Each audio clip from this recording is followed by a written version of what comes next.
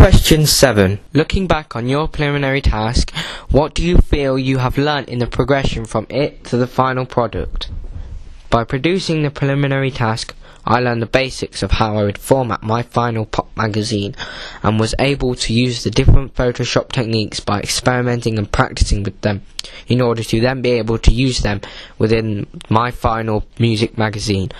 Things like layer masks, guidelines, levels and curves graphs. Conducting the preliminary task was really helpful because it also helped me to experiment with different ideas which I could then use within my final pop magazine. As the preliminary task was to create a college magazine, I had to think about who my target demographic was. My target demographic for my magazine was teenagers at Beecham College. Due to this, I had to carefully think about what would appeal to me if I saw a college magazine.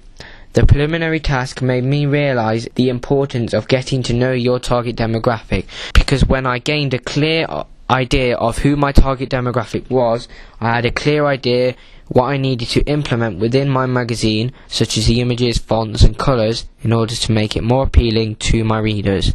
The production of my preliminary task helped me to create a more professional looking final pop music magazine, as I had already had previous experience making the preliminary task.